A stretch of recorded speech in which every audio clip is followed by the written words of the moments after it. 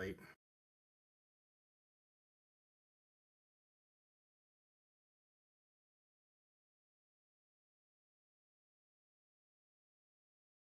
Okay, I think the stream is up. I don't see anything. Oh, I see. I have to drag it to my fourth monitor.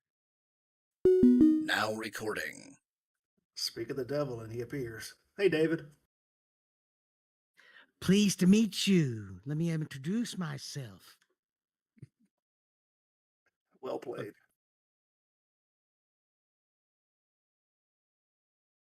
He's gonna have that ready to go next time.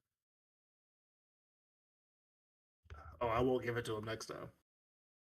But what's troubling you is the nature.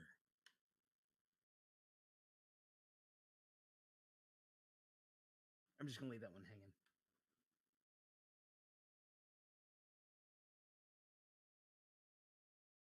Okay. Okay, I think the stream is Alright. going. Title idea. I got it for you right now. Bitch Fest. So look at my new iPhone Air. Look at it's 5 millimeters thin.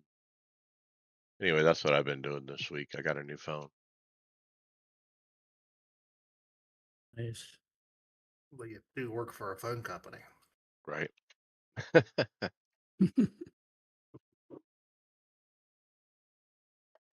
You Well, got AT&T? that's funny. I used to. All right. On consumer cellular. I'm open to opportunities. Okay, you guys ready? Yep, you're doing Doug tonight, right? Yep. Is that Doug I see in the home theater back there? Okay. Yep. That is me. All right. Ready? 3, 2. Welcome to the iRacers Lounge. I'm your host, Mike Ellis. iRacers Lounge is a podcast for the iRacer where we talk all things iRacing in a casual setting. Joining me are the usual characters, Bobby Jonas. What's up? What's up? Hey, Brad Wren. Well, this time I really feel like we've been gone for a month. Holidays are over, John Curley. And I hope they were happy. Welcome back, everybody. It was a nice vacation, David Hall. Well, it appears 3 strikes does not mean you're out. All right, and our special guest tonight, Doug Dede. Hello, and thanks for having me. On today's show, we get caught up on the second patch of the 2026 Season 1. Find out if you are ready for the Daytona 24 Hours. Is iRacing Oval Racing dying? A first look at the Sim Racing Expo Charlotte exhibitors. See why you need a belt tensioner. And then why does Max Verstappen use one specific wheel? And surprise, surprise, we're going to talk about racecraft and the stewarding system. That's right, Mike. And remember that you can follow along with us on your PC or your mobile device in real time as you listen to the show and see for yourself all of the great topics and products we'll discuss by visiting iRacersLounge.com. Select the show notes. We hope to see you there. All right, Doug Dede. Now, Doug, we actually met long ago. We have a personal connection besides an iRacing connection. So tell us about that, how you know me from the past. And we want to learn more about you, and I want to hear about when did you first learn about iRacing? Well, you and I went to school in high school at Grand Junction High School back in the late 80s. And that's kind of how we met. And saw you doing a lot of stuff on Facebook, posting stuff and everything like that. And I reached out to you about your racing team and everything like that once I got involved in iRacing and kind of evolved from there. Go ahead. Well, I just want to clarify. When did you find out about iRacing? You know what it is. Was it from me specifically? No. So I guess I've always known about it, but the big thing was when COVID hit and they started really televising the races, uh, broadcasting them on TV and everything. And that's kind of where I evolved wanting to get into iRacing. I actually started on a uh, ACC and then uh, kind of revolved from that or into iRacing. All right. Well, let's talk about iRacing a bit. Like, what is your hardware setup that you use, like wheels and pedals, and what do you have there? So, my rig, I have a track racer TRX, and I started out with the R5 setup, the Moser R5, and then my son decided he wanted to get into it, so I purchased the R9, which I'm running right now. Then I have the FSR wheel with the ESX that came with the package in the R5 bundle. And then I'm running CRP wheels or pedals, and then I have an AB9 shifter. Moza fanboy. No, look, Moza's great. Of course, track racer. Nice to hear that too. What are you doing for displays, like VR, or you got triples or single? Right now, I'm running a single in my media room. It's a 84-inch LG, so it's big. All right, and so for our audio listeners, we see you sitting in it looks like a home theater. That I see three cushy lounge chairs in the back. So you basically just set your rig in the front of the home theater, huh? Yes. Love it, Yep. I love it. have plenty of room to do that, and people can sit in the back and watch. And I like the TRX rig because I have a lot of kids coming over and the adjustability of it for different size people and everything like that. So everybody can experience it a little bit. Now, I'm sure it works, but do you have any concerns about like, okay, I'm in open wheel car and I look over on the screen and the side of the wheel is as big as my head or it's bigger than I am. Is like everything look too big on the screen kind of, and then does that throw you off at all? No, actually, my field of view is really good. I eventually would like to go to triple monitors, but right now, with space in my house and everything like that, just happy with the one monitor. I really haven't had too many issues, and I'm constantly watching my rearview mirror to make sure nobody's running up on me, so I'm not gonna take them out or uh, get penalized or any of that type of stuff. All right, very good. And then on your you know, on your computer then, um, what are you running for software, like as far as any third-party software? I know I got you going on the Discord, but what else do you got? That's pretty much it. When I started up with my computer, just went into a computer store, asked them what I needed to run iRacing, and that is about the only thing I have set up on my computer outside of Discord and some of the apps that I need to be running it. All right, very good. Let's talk about your racing a bit. Um, you've of course joined Tifosi Racing with us for about what 2 weeks now or so, and it is off season. We haven't really had run a lot of events as a group, but you've been on the team for a little bit. But we want to learn what else have you been running? What do you normally run when you sit down at night and race? Well, I started out in the MX series, and then I run a lot of the GR86s. And coming from ACC, I ran a lot of um, uh, the GT3. GT series. Yeah, GT3s, GT4s. So kind of venturing off into the GT3, GT4 world right now, and then going to get into some of the open wheel stuff.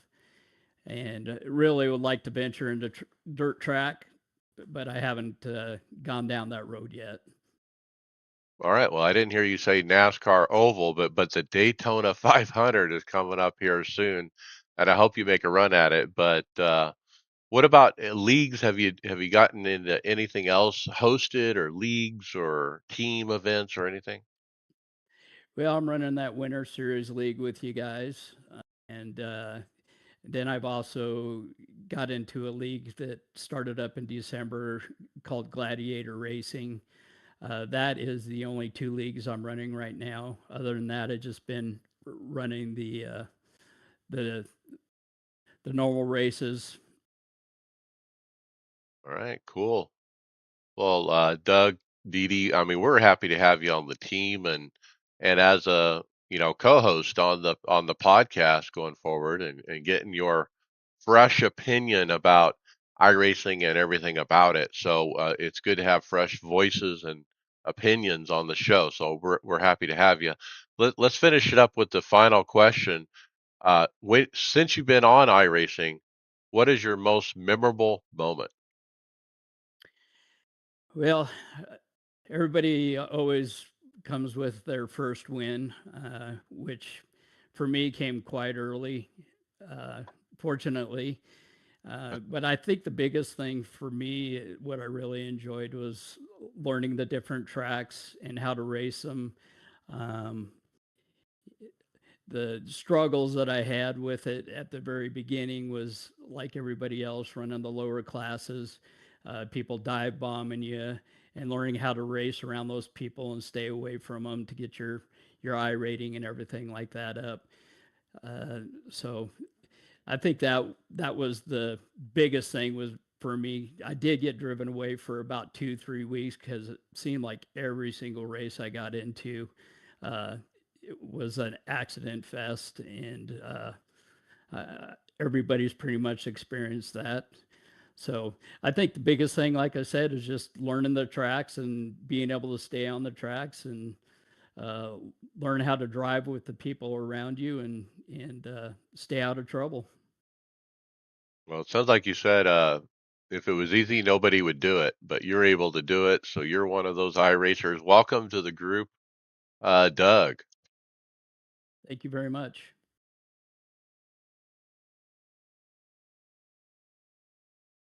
All right, we'll open up the tire or not the tires. I'm sorry, I'm thinking ahead of myself, so I'm just going to cut this part out.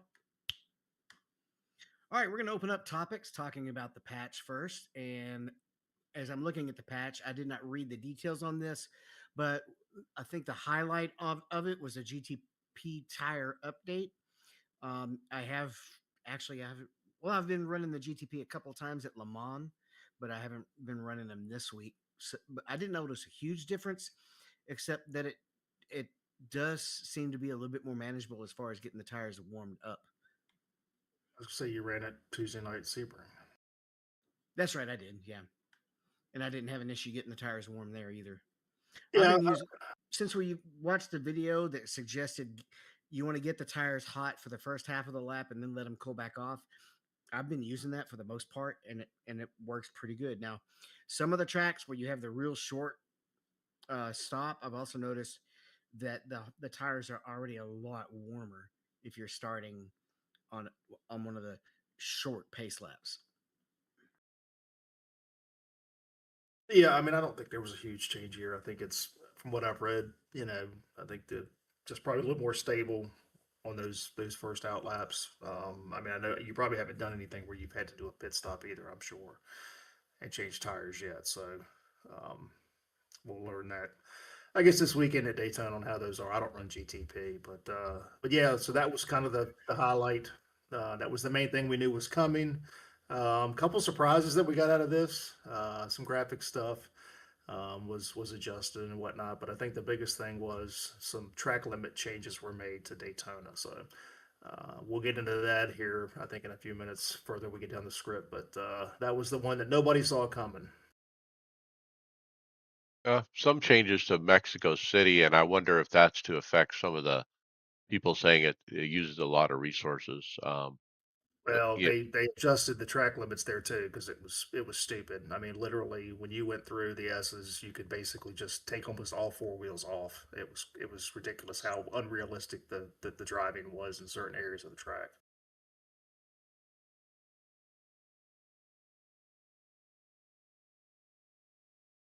All right, so we already talked about the new GTP tire. There's also a post from iRacing on X concerning it. And then we have the next item. Well, just a minute, David. I want to ask you maybe why does the tire look like a spider web on it? I don't know. That's the laser etching that Michelin's doing on this tire. It's called the Vision tire, so it burns off within a couple laps. Even in iRacing, it's gone after a couple laps. But that's what Michelin's doing. Those are grooves that they cut in the tire? No, it's laser etching. It's not really a groove. It's just kind of, I guess, it's just etched with a laser. I don't think there's any traction related to it. All right, I'm trying to figure out what the purpose of it all is, but More of a branding thing. Graphic. It's graphic. It's basically I just see. art.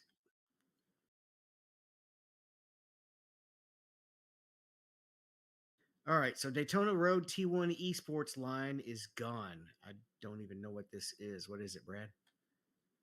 So this is the entry into turn one at Daytona that kind of cropped up last year, the Daytona 24 hours, where mainly GTP cars coming in would swing way wide out to the right, really arcing into the corner. You got a white line that would, in most worlds, would signify your track boundary. Well, if you've run any IMSA races at Daytona, you'd see the GTP guys just going, one or two car lengths even further out from that, and basically, essentially, when you do that, you get a nice big arc, and you're basically hitting the S's at almost a straight shot. So I've complained about it for a year because it's just absolutely ridiculous and unrealistic. At no point would you ever see that line being used in a real world motorsports. So we've dealt with it for a year, and so iRacing's finally made a change to it. So the white line, the boundary is half a car over, and you get a 1X. And I think if you get four tires over, you end up with a slowdown. So good for iRacing. I think it needed to have been fixed quite a while ago. Yeah, when I looked at this, I read it as a brand name. I forgot about the patch, and yeah, it is a good fix. I couldn't never make that work, so I never ran it anyway. GT cars, you could run a little wide. I would at times run a little bit wider, but again, it just, I never used it again because it just doesn't feel natural. It just feels completely unnatural to swing all the way out there.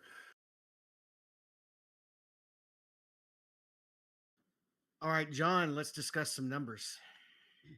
Well, iRacing has released their 2025 statistics on racing, and they said in this post on X, if the iRacing community left Earth at the start of the 2025 racing year, we'd currently be floating somewhere between Saturn and Uranus, over 1.4 billion miles away. So that's how many miles were turned on iRacing in 2025. There were 193,000 unranked races, 1.8 million ranked, 2.6 million total events. That's a lot of iRacing, guys. the unique drivers number 478. I thought we were lower than that. I thought it was around 350. Right. And so, like, when you look at that number, you're like, okay, well, that really indicates 478,000 unique logins in 2025 from unique drivers. Is that what it sounds like to you? That's cool if it's really near 500,000. If it has grown that much, and we didn't realize it, but pretty cool.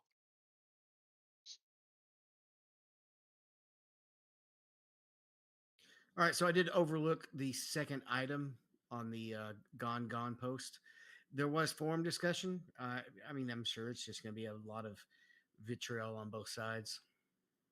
Yeah, it's just, I don't know. It's the there's guys that were using it, and I get it, but some of the comments, just the opening post was by Sean Peleg, and the I'm trying I'm trying to say this nicely. Um, the idea that any piece of paved tarmac should be part of a racetrack is pretty stupid, in my opinion. There's lots of paved tarmac on racetracks. for safety reasons. Doesn't mean it's part of the racing service. And that's how the post starts. And it's just, it's absolutely ludicrous to think that we can run 30 feet off the racing surface and continue to consider that to be part of the racing surface. In all truth and reality, my biggest complaint with this whole thing is iRacing should shut this down after the Daytona 24 last year.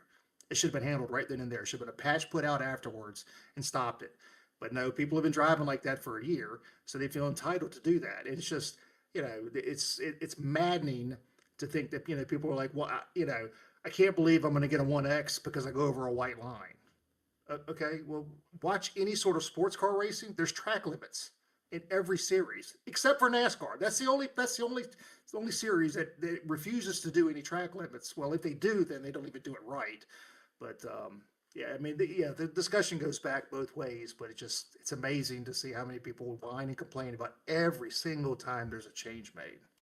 I think, as far as, you know, the guy thinking that it's the wrong solution to have an incident, just if you're still on the pavement, you shouldn't have an incident, is what he's basically saying. Look at a place like Sebring. There's pavement everywhere.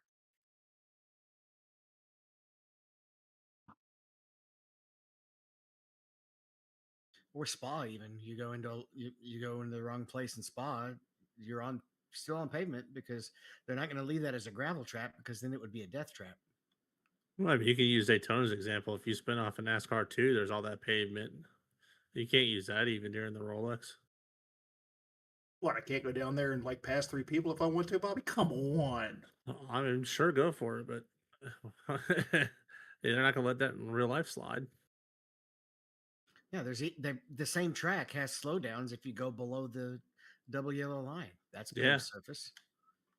Yeah, they had to do that because people would use it as an advantage, which Yeah, that's why they yeah, put cones there. right. And in real life, you wouldn't be able to do that. I mean, that's No. the thing.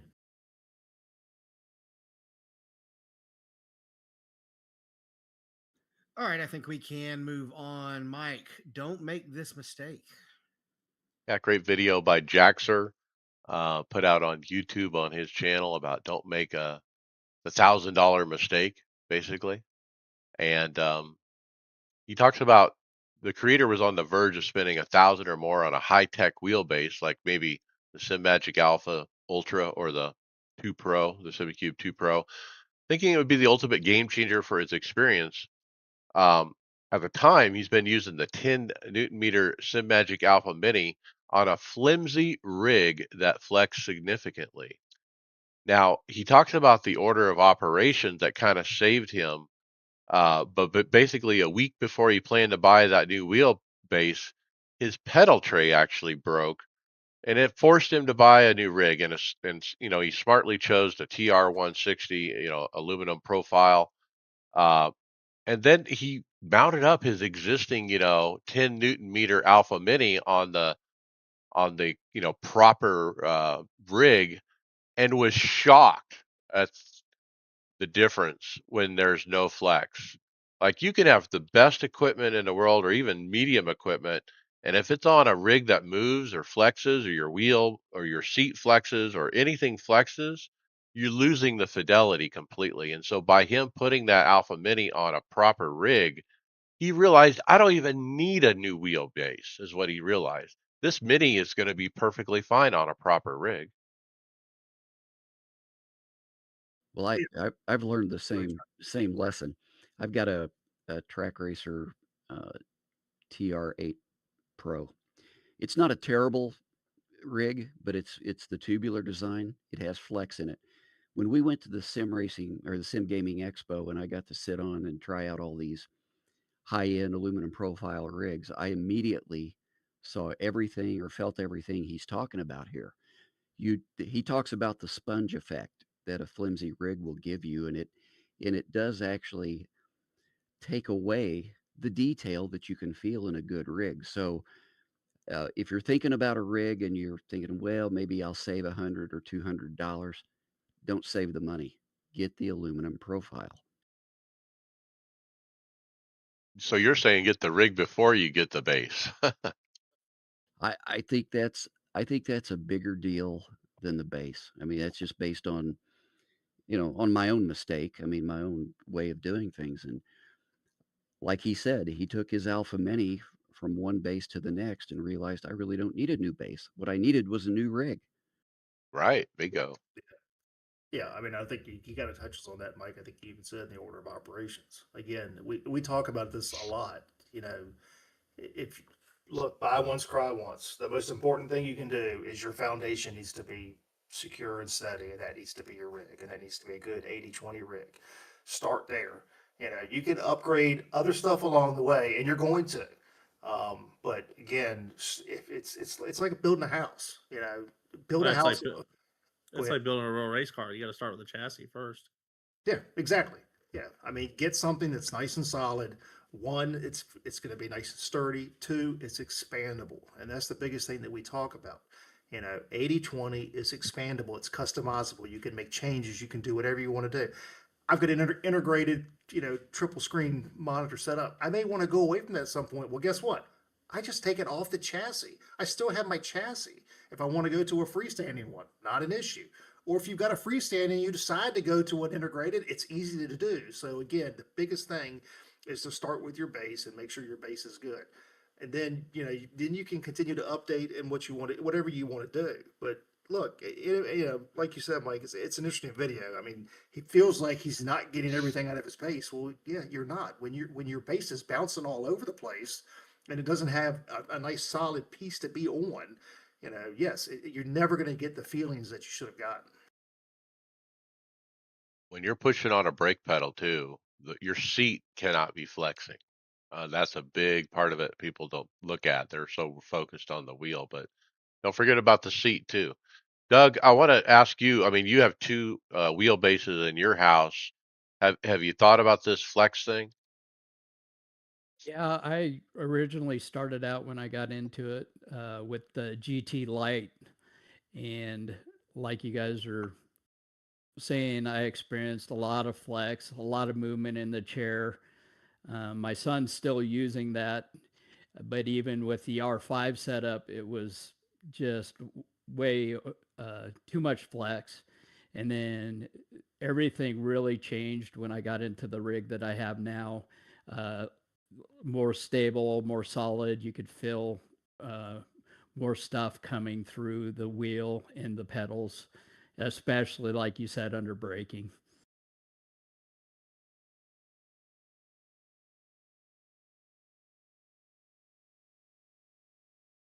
All right, kind of a funny title, but we've got another racing sim site loading, opening up a race arcade. It's called Racing Ritual. It's over in Arizona, Mike. Yeah, this isn't too far from me, maybe a 20-minute drive or so. So I might go check it out. But they have a grand opening January 10th, Saturday. Um, they have an option 10 to 1. You get to try it for free.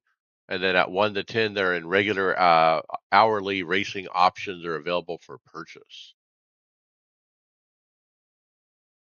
They have some nice equipment from the video shown. I mean, you could see briefly some nice equipment. And it looks like they have at least 8 rigs, maybe more. I believe it says 12 full motion 12. simulators on the Okay. post. Yep. Mike, we need a live report. Maybe. I think we shall try it when we go to Mike's house for the final race, or not the final race anymore. Well, we'll find out. No, it's going Mon to be at Homestead this year. Is it? Yeah, so The, we'll the have to go to schedule's Mike's. out. The format's not out, but the schedule's out. You wonder if the NASCAR changing the points format, the points stuff may affect the schedule, but you're probably right, it won't. The tracks are set with what they got. They've already got tickets for sale and everything else. All right, Brad, tell us what's incoming. Yeah, we've got an Instagram post here from Next Level Racing and Blair Sim Racing. So this is type of move Bro pulls after saying he's going for the pole. And this is the NLR 360 finalist, and can't tell exactly where he's at, but he's Virginia, right. VIR. Is that VIR really? That's the backstretch of VIR, I think. No, no, it's not. Um, I don't know where he's at, but as he's coming down the backstretch, all of a sudden you start to see a car come flying over a hill ahead of him, and this is gonna go kind of flying right over to his driver's right, and yeah, that's where it ends. But yeah, we see the jump scares and stuff every now and then, but this is rather odd. Look, in oval racing, sometimes we get involved in spectacular wrecks where you get cars going over your head or landing on top of you and stuff, but it's a little bit more rare in a road course situation. So, where's there any place where you have opposing track on Oh, VIR? it's not. I think it's is it maybe Alton Park because when you come down out of the pits, it runs to the left, and then VIRs had some really bad wrecks where cars have gone airborne and dug into the grass the last few yeah, years. yeah. But Yeah, this but is this this is. car was coming the other direction. I want to say it's probably Alton. I think it's what's got to be. Maybe it was just airborne, but it looked like it was actually coming from the opposite direction. Well, in Alton, they do run. You know, as you're coming, which would be there's a right, and then you got a left as it runs down, but it comes the other way. You know, you go down, you got a hairpin, and you're coming right back almost against traffic, just separated by what looks like to be this. I got a feeling it's Alton. So, John, do you ever stop thinking about iRacing? Well, I, my problem is I wake up in the middle of the night thinking about work and all, life. But Max Verstappen, he's got the luxury of waking up in the middle of the night and he casts some ideas about racing. So he wants to test it. And he can't wait till the next day. So he just gets up in the middle of the night and turns the simulator on at like 3 a.m. Because he just can't switch it off. I wish I could do that at 3 a.m. That'd be fun. But I can believe this guy does this. Well, Well, especially younger racers generally have a later sleep schedule, prime time anyway. now this is just a lifted quote out of a long interview he did recently, a podcast or something. Um, you really get the impression though that when something like this happens though, it's not about the F1 car. He's working on his GT 3 car program with Verstappen.com, that in his sim racers that are becoming real racer deal. And so when you look at what he's talking about on a bigger picture, I mean that's the kind of thing he's thinking about. Oh, I'm going to get up and try this in the setup on the GT3.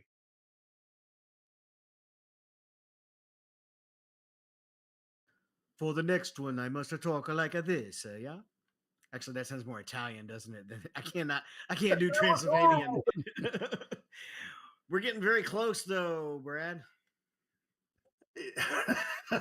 Got a four buzz from Matthew Wise. So closing in on 8 billion laps. Season one, week two of 13, 7,940,942,393 laps. So there you go. Ha ha ha ha.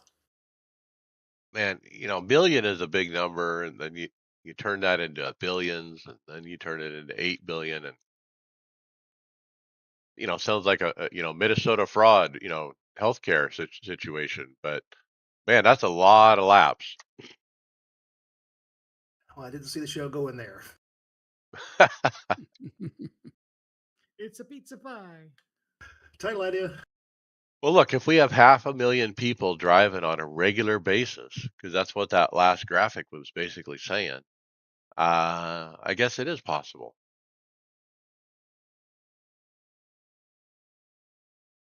Well, one of the places where that are not contributing as much to that 8 billion laps is oval racing. And that's what this next video is. I made it through the first 3 minutes of this, but essentially, when it comes to specifically oval racing, essentially, he says, and I think we've mentioned this as well. Essentially, it comes down to NASCAR has just been shit for the last 10 years. Oh, you're referring to a video by Kyle Crump, who's a heck of a iRacer, but also a real life pro and super late model racer.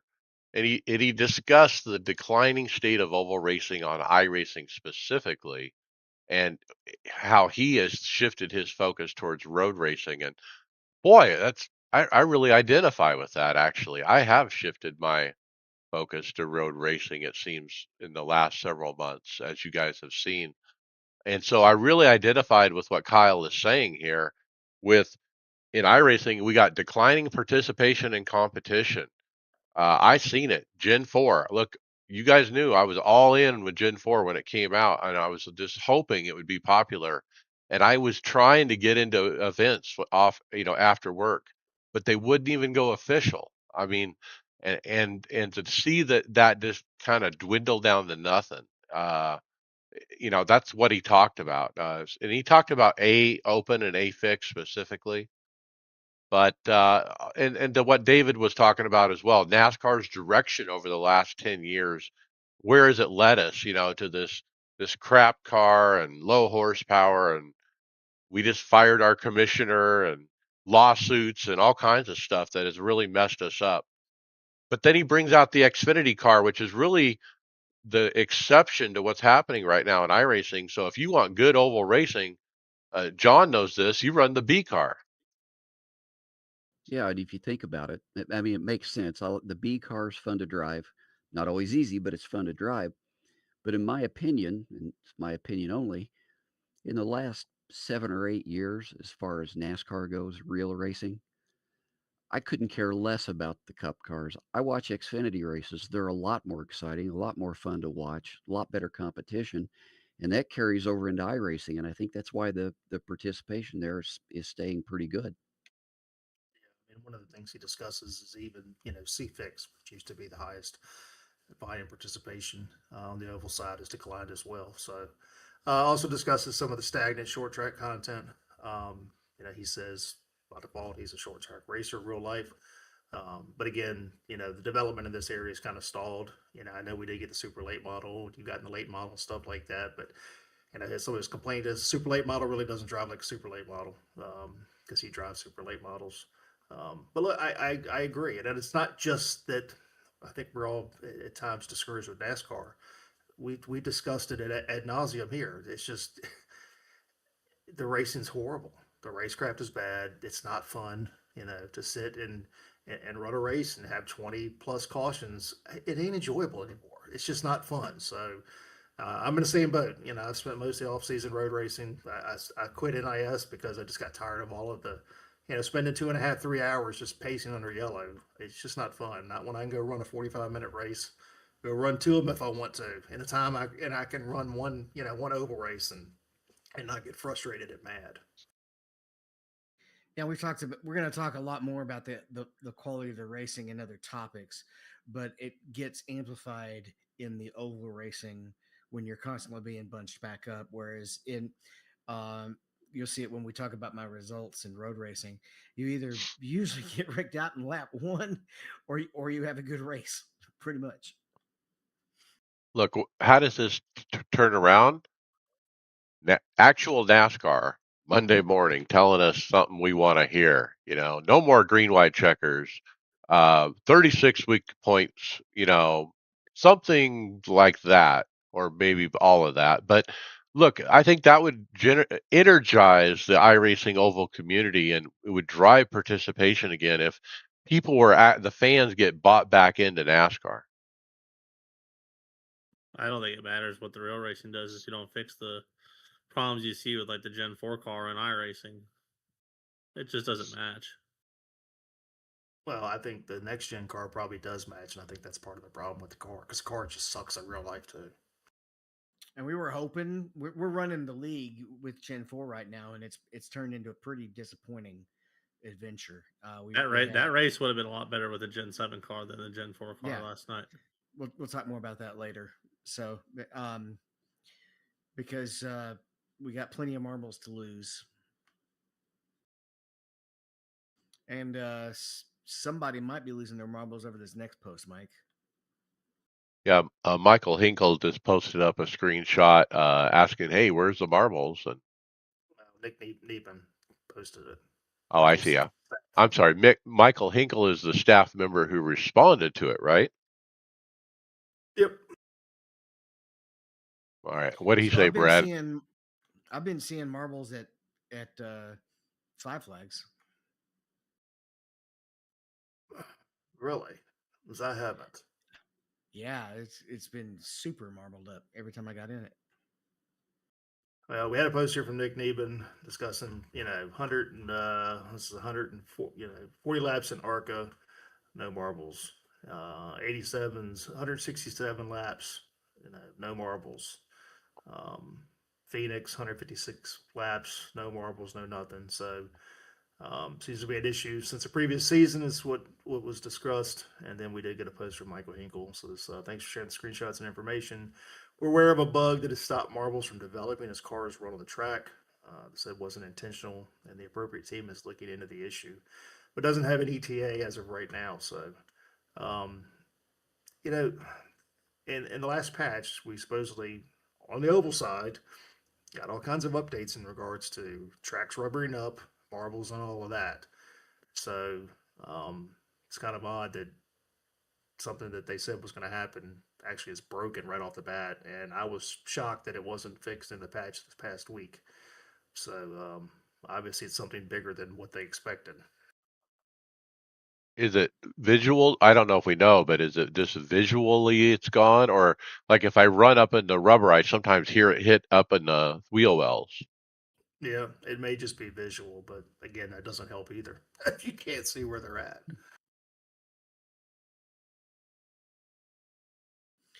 All right, Bobby, I got to throw these two your way. The first one is the 2025 Paint of the Year.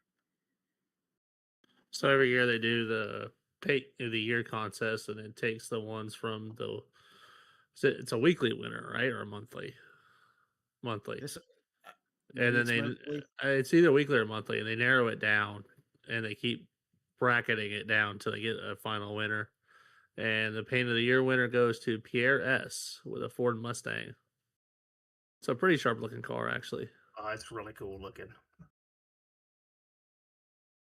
A Well, lot of detail in it. A Yeah, lot at of first I detail. thought the wire layer was still left on, but when you look at it closely, it's not. yeah, the style of it, you got a red, white, and blue kind of look, colors, but it looks like he's drawn in like circuit board etching or something onto the car all over, and very detailed look. They kept I the got, traditional Mustang look and colors, but really detailed it out. and it almost has a Transformers look to me.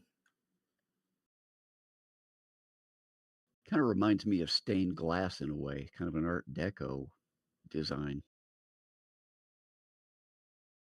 I'd Well like to done. see that transfer to the Mustang, the Cup car. So, Bobby, you didn't like this other one when I brought this one up in the chat. No, I'm not a real big fan of the AI stuff.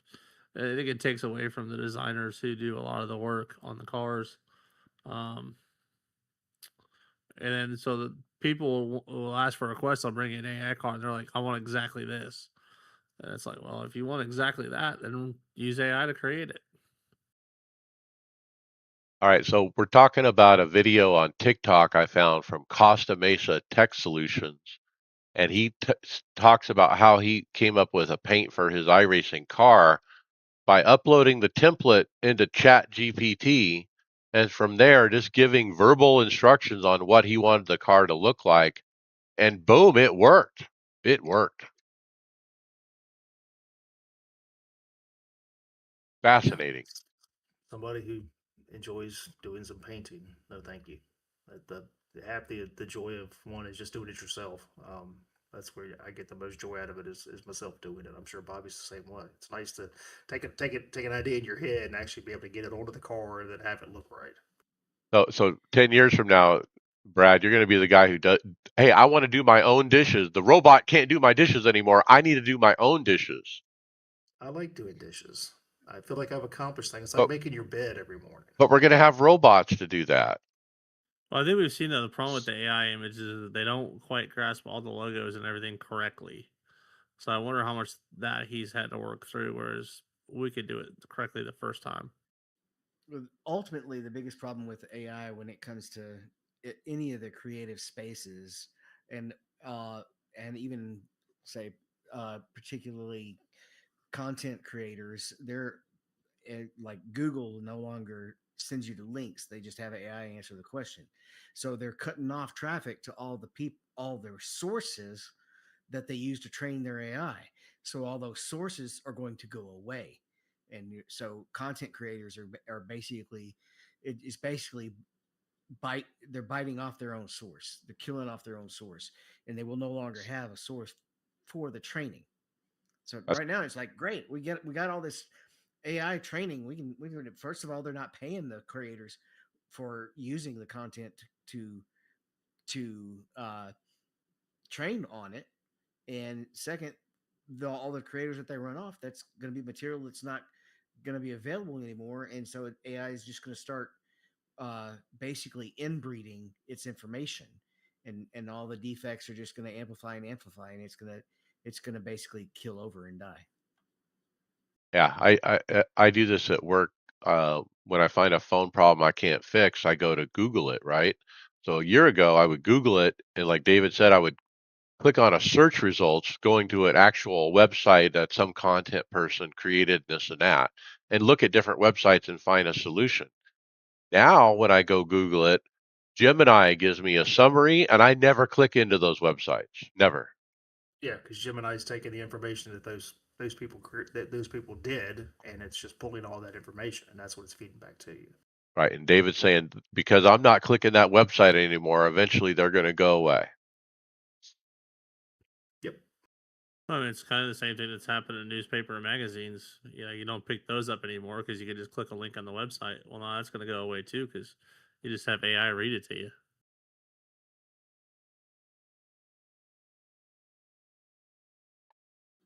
All right, what about this next one, John?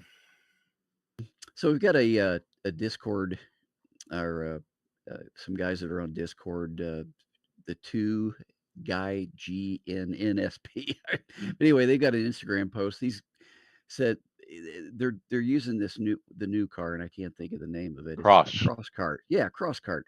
And they're just going evil Knievel around each other, jumping over each other, on top of each other. Just a funny little video on Instagram that they've put together. And I haven't tried this new cross cart. Have any of you guys done it yet? Oh yeah, it's a lot of fun. And what happens here, John, is he's approaching the jump, and he realizes that there's two cars at the top of it mixed up, and he's going to have to just step on it and try to jump over the top of them. And he almost clears them, but not quite.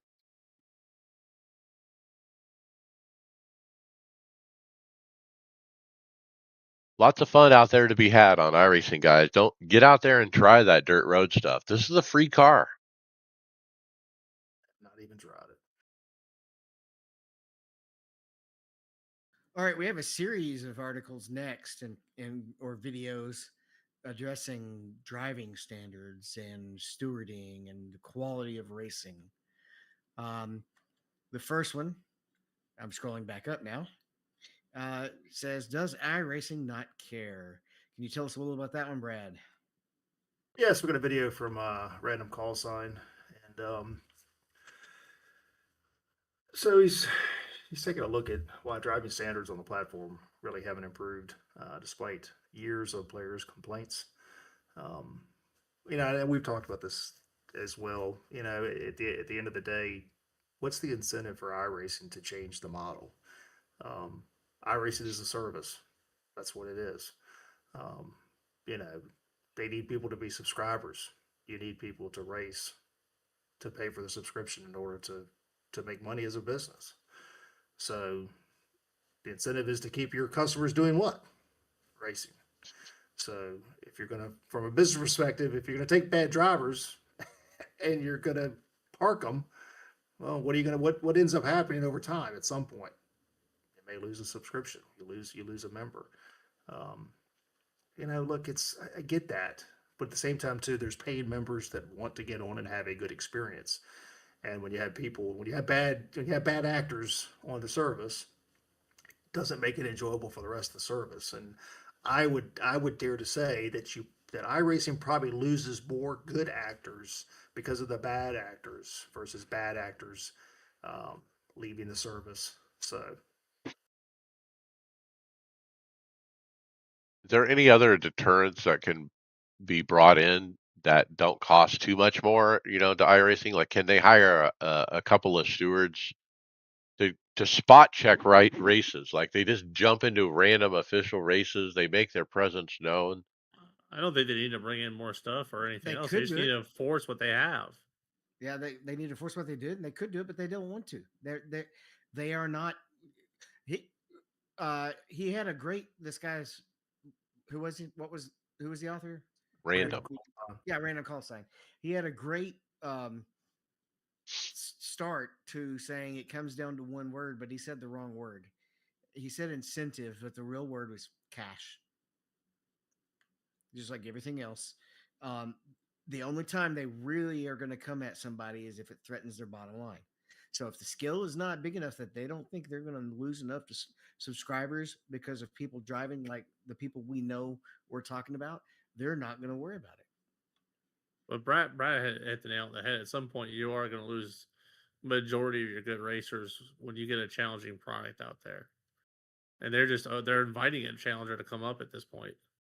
Oh yeah, absolutely, absolutely they are. I mean, look, I think there's things they can do. I mean, look, I think the story needs to be looked at again, and maybe somebody doesn't need to be sad for a week. Maybe they're sad for 2 days.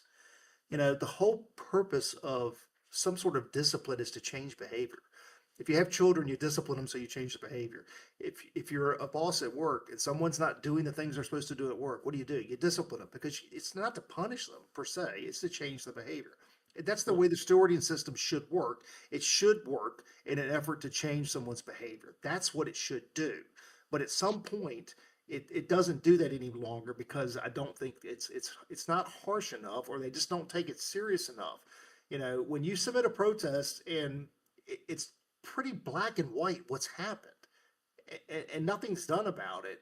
That's the issue, and that's where people get really, really frustrated is when something's black and white.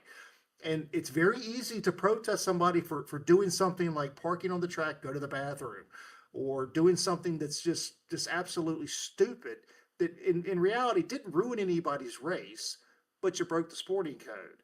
But when you do things repeatedly that do affect other people's races, and it's not just a one-time event, the whole cliche with you see in every email, this has been logged and we'll see what happens. Well, I don't believe that either, because we know instances where people have protested people multiple times for the same things. And if that was the case, then it should be addressed. It's no different if you're at work. You get a verbal warning, you get a written warning, then you get a second warning, a third warning. Eventually, it's not working anymore. It's time for you to go. So you So brought it up. So I'm going to go ahead and I'm going to go ahead and drop the bomb now. I had a guy at Sebring intentionally wreck me, and I went back and checked my record because I already had him marked as trouble.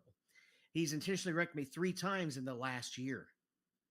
I included that in the protest, and that motherfucker was in the race 2 days later, even though they said he had been addressed 3 times in a year of intentional wrecking, and he's still racing. But somebody can get suspended for a week for having to use the restroom and not wrecking anybody.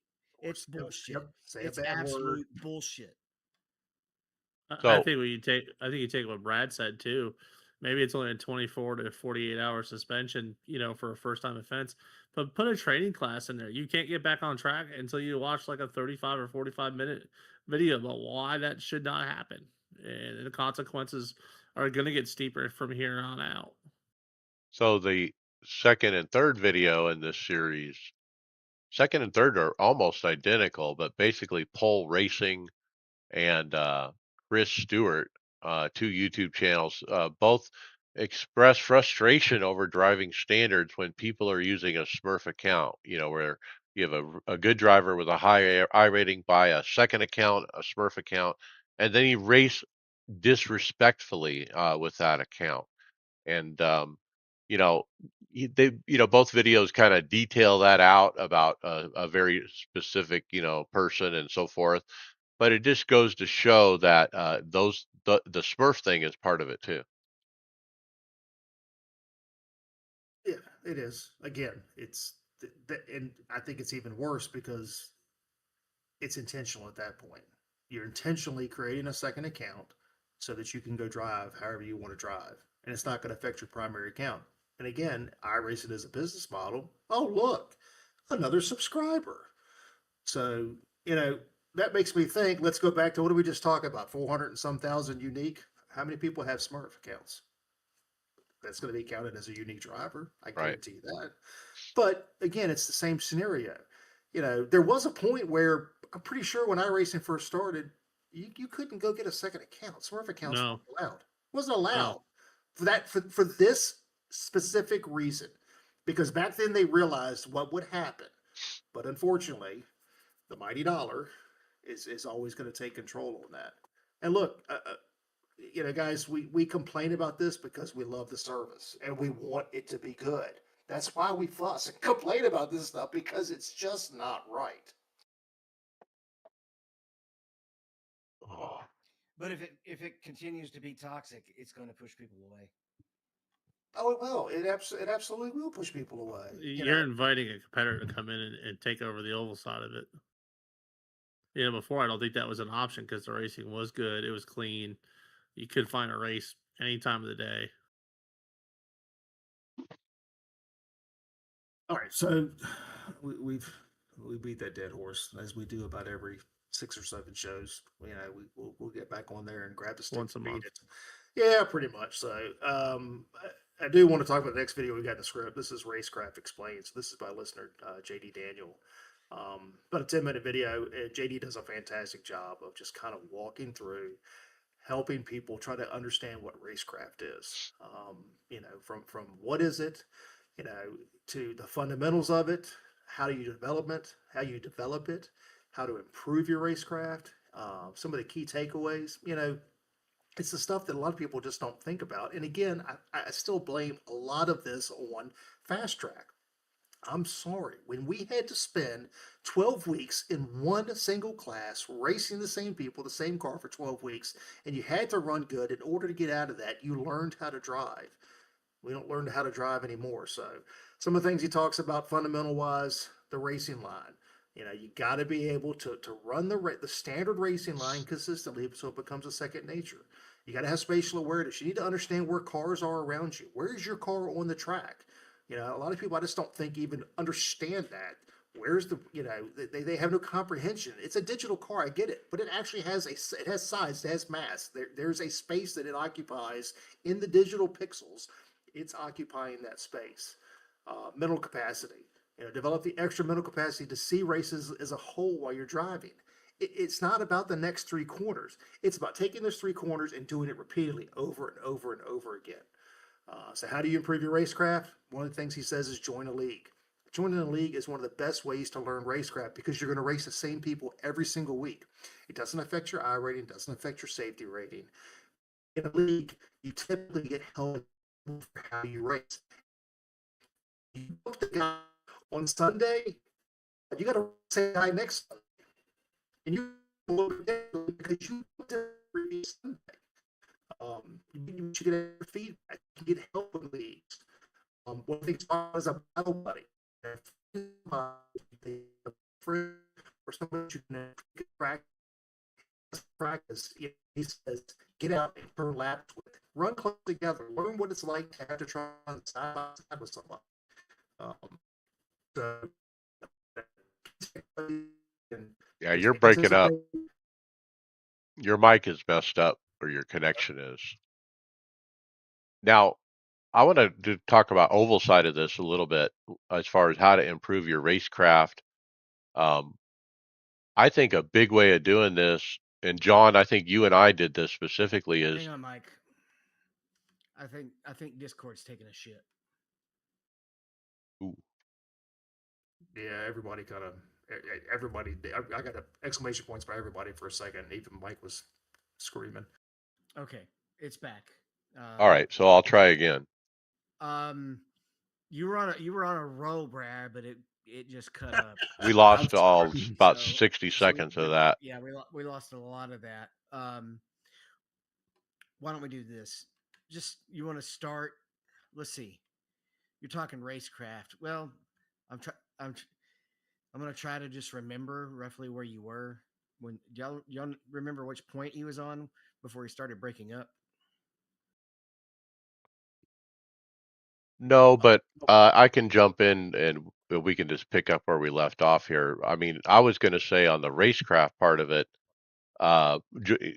Brad was mentioning join a league, where there's accountability with other people. You're racing the same every week, but get on a team, get some mentorship, get a spotter during a race. I mean, I can't tell you how much I've helped with other people on the team's racecraft just by spotting them at the end of a race for 5 minutes and giving them ideas that they haven't thought about, those kind of things.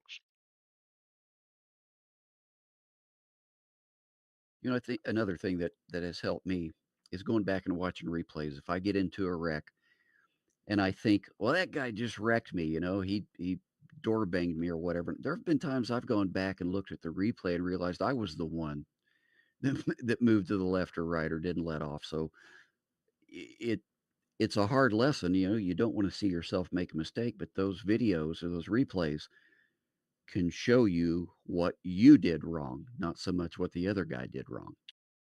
Yeah, I mean, I typically, unless I just flat out know I screwed up getting in the corner, I'll apologize to somebody. But typically, if I'm in an accident, I try not to say anything because I want to go back and look at it. Because first of all, I'm usually hot at that point, and two, a lot of times, like you said, John, I'll go back and look at it. I'm like, well, ooh, I actually put myself in a bad spot there.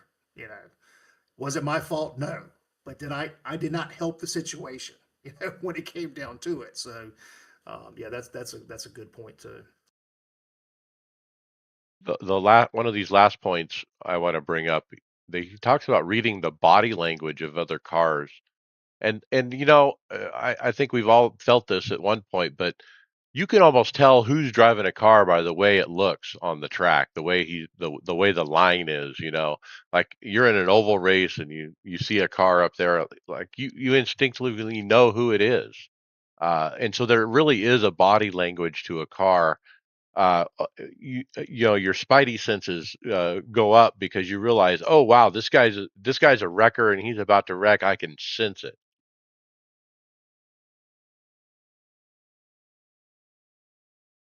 The last one is also pretty important. Sometimes it's better not to fight over a position, even if you're pretty close to equal, if it means you have more car later. Yeah, learn you learn to race. You don't have to pass everybody right then and there. Sometimes it's better off just to go ahead and wait and stay on the guy. He'll make a mistake. It's probably what's going to happen. If not, so be it. But at that point, you finish the race, and you're never going to win a race if you can't finish a race.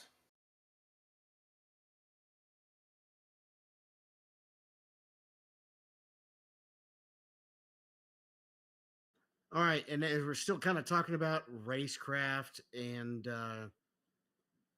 such. This is not as much racecraft as it is format, but there's been apparently a lot of changes in the Coke series, Mike. And DJ is wondering if they fixed the wrong thing. Well, he talks about the real reason the Coke series is dying is the title of the video there, but he focuses in on, lately we've had shortened seasons. They're going from the the Pro Series has moved from 18 to 13. Uh, he likes that, as far as Road to Pro segments and playoffs. They have the addition of the three segments with the regular season and the extra playoff points and prizes to try to generate interest. Qualifying series overhaul. I mean, the grueling Road to Pro has been replaced with a much leaner 11-week series that uses three different cars, and so he thought that was good. And then the critical part of it was the driver pay and free agency. And I think this might be the first time we've ever really heard any specifics about driver pay, but according to sources, he says, while iRacing reportedly allocates a $10,000 budget per team with a $1,500 minimum per driver, this creator alleges that it's poorly enforced. And so Apparently, the teams get 10 grand. There is a minimum stated, but nobody actually makes sure that actually happens. He goes on to insinuate that there may be deals where the driver comes in maybe with no pay, even just to get the ride. Um, but he also calls it the race to the bottom. Where's the 10,000 coming from? Well, I think that's coming from iRacing, the way that he said it to Well, the that's the team. part. Each of the teams has to basically pitch in a certain amount towards the prize pool, and then I think they get some of it back. But as far as the way I understood it is to be a team, you pretty much had to pay towards the prize pool, basically an entry fee. Look, they have a budget, and the 10 grand is can be most spent on social media or marketing and driver. And so I think the idea is a minimum of the 10 grand, 1,500 should be at least the driver, is the way I read it. But it's not being enforced. And this same thing happens in real life. A lot of drivers that are basically having to bring their money. They're giving all of their money to the team and living on scraps. Are we going to see Michael Jordan come in and file a lawsuit on the driver's behalf? At the end of the video, he talks about the lack of markability and growth in the series. I mean, the structure is kind of there, and he'll admit, that with the different teams, which have a lot of marketing exposure, they're just not doing it. You don't see the Joe Gibbs Racing just hammering on the Coke Series like they did even 3-4 years ago, or the Austin Dillon Esports and different teams like that. They could do better. That's what he called out, and iRacing could do better with promoting as well. Well, most of the Cup teams have bowed out as it is. I mean, Right. you don't, I mean, you don't have hardly any of them involved anymore at all. That's about the time I stopped watching is when the Cup teams got involved. They kind of lost something at that point. What really has turned me off is the fact that you can come in 41st place and get picked over somebody who came in 40th. I just Well, Well, yeah. I called it early. Yeah, I mean, they talked about the race to the bottom is what he says. The introduction of free agency, more drivers qualified than there's actually available team spots. So they gives the teams leverage. To offer spots to drivers. Either may not even get paid, but then they get to race because otherwise they're not going to get to race at all.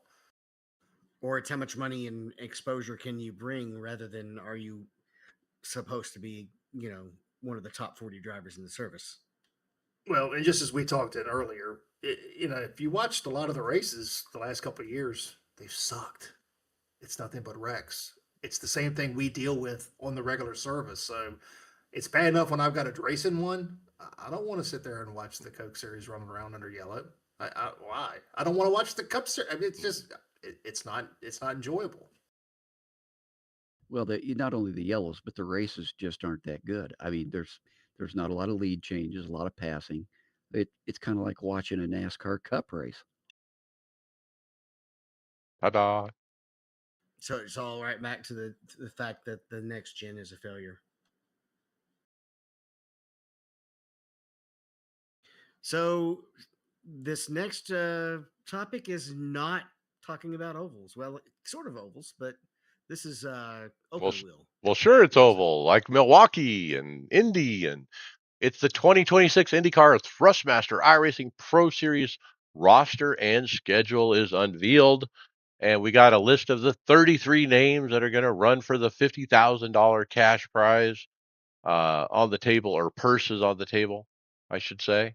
Um, Lots of familiar names in there I recognize: Diego Pinto, Nicholas Mateo. It's Philip Kraus, which we got to meet at the Sim Gaming Expo. Cooper Webster. Yeah, lots of cool people in here.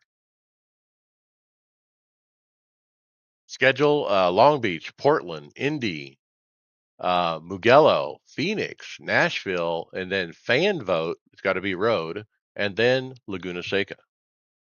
So we got an 8-week schedule. It's going to start We'll start the 8th of January and run through the end of February. So pretty much almost every week. Very short, concise season. Um, Probably pretty good.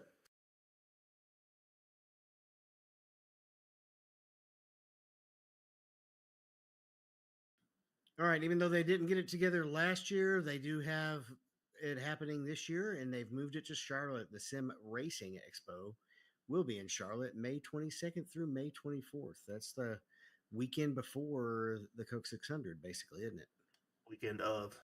Oh, it is the same weekend. Yes, it's the same weekend. So we're going to start talking about this a little bit, guys. Yeah, they're starting to drop exhibitors. They're going to be there.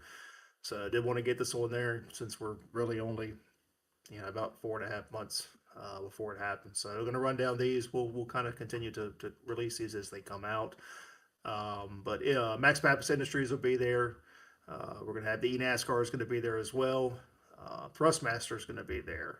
PXN, so we got some nice hardware stuff's going to be there. Sim Gear is going to be there. Husenfeld's going to be there. And there's more and more. We'll keep kind of rolling through these as we go through the weeks and as we continue to see more announcements. So I'm planning to go. I've already bought hotel tickets. The wife and I are going to go. We're going to spend the weekend in Charlotte, and just going to go there as a consumer. Going to wear the swag, of course. Try to get a little publicity for the pod. But yeah, gonna drag the wife there, so we'll see what she says when she starts to see all of the stuff that she's never seen before. Spend her money. I predict a lot of no, no, no, no, no being heard. I don't know. And not in the hotel room. I think I need to Ouch. ask my wife if she wants to go to Charlotte. Come on, John. I don't think I'm going. Not to this one anyway. Well, it's Probably going three to save it hours for away. Chicago. Yeah, it's 3 hours away. So again, it's not a big deal for me. So I will say if anybody of our listeners are on the Discord channel for the Sim Gaming Expo, Jorge did announce this week that they have opened up room blocks for the hotel for September. So same, I think it's about $165, same as last year. So it's time to start planning, guys. Yeah, he's working on the registration website as well, and that'll be up soon. So, Mike, you don't see it in Arizona, but if you're driving through Michigan, I know you do see a lot of trees. But this one has to be yours because it has something to do with Mount Washington. Well, listener and friend of the podcast, Hunter McCall, who's very frequent in our Discord discussions, he put up a post on iRacing forums about trees at Mount Washington having a problem. Even when he has max settings turned on, highest quality, there's an LOD, dynamic detail missing, and he shows in the video where you could kind of see this rip or tear across the middle of the trees in certain parts as he's flying up the hill. I have seen this myself as well, and I don't run max. I'm almost max settings with my 4090 graphics card, and so I know exactly what Hunter's talking about, and I'm really glad that he's reporting it, even though it's just a minor nuisance.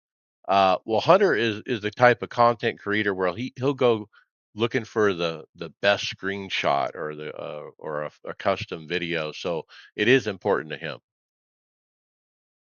Yeah, I mean, this has always been a struggle. And there's a lot of trees at Mount Washington, but you'll see it at other tracks. I mean, you're on some of the road tracks and you'll see stuff pop here or there. Yeah, there's always been an issue with your levels of detail and how everything loads as you're going through. And again, the game has to do that. I mean, think about it. If you try to render the entire environment, whew, that's a lot of graphics power. So is the fix the new graphics engine that is, a long-standing project?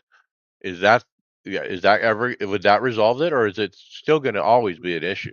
I would hope that we'll probably address it. I know that they've spent quite a bit of time on the trees. I mean, there's a lot of detail in those.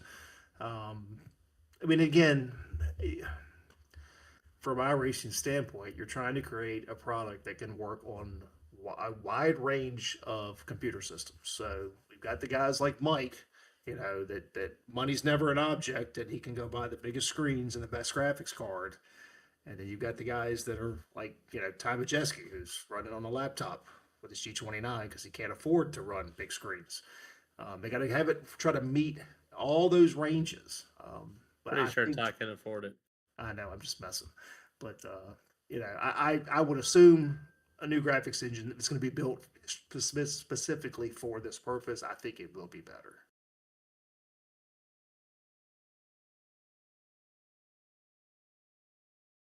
All right, let's sort of blitz through the events. The first one we got is the iRacing Presents Daytona 24-hour powered by VCO. It's got the usual 4 time slots on January 16th through the 18th. What's interesting is right now it says that the warm up is 30 minutes, though in the past they've made that warm up 60 minutes. I'm guessing they don't think they're going to run into the same issues. They do have in big, bold, all caps, though, that due to high volume race registrations, it may take up to 10 minutes for the race sessions to launch. So any surprises on the date? I think we thought it would be that weekend. And then the poster kind of throws me off. I mean, it looks cool and all with IMSA cars on the beach at the water along the ocean, and you got the whole idea of the Daytona 500 running along the beach. But this is IMSA. Wait a minute, I don't get it.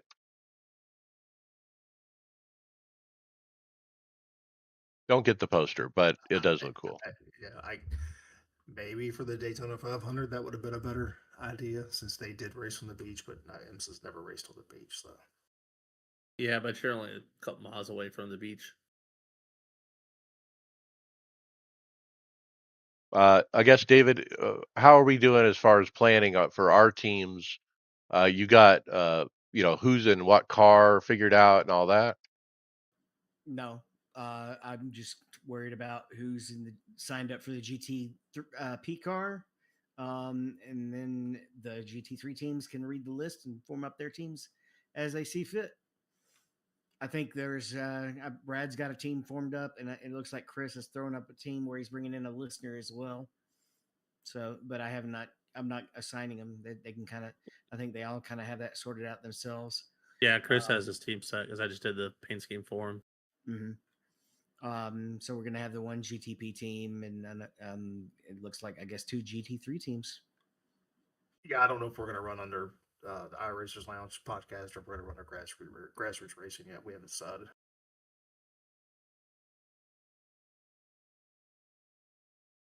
Suppose it would depend on how many of you are of each team. Well, it's really well. I mean, all 4 of us run in the league, so I don't know. We haven't decided yet. On to Mech though. Yep, Mech is also coming up. 2026 Mech Round 1 Daytona hour, 8 hours.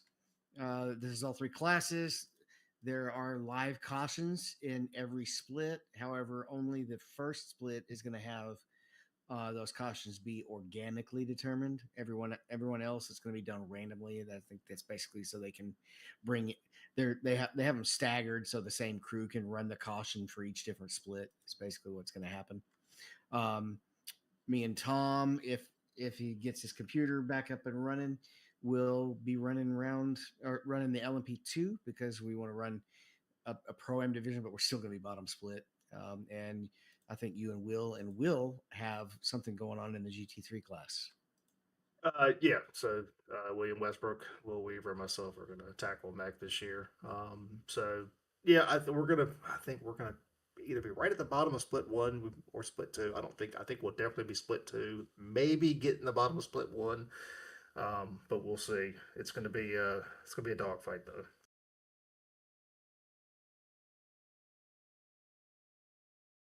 And then Mike, we got something from the hill climb community.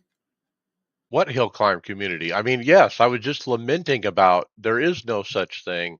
There is no events for this, blah, blah, blah. But guess what? Nicholas Shepard has posted in the forums a Discord channel.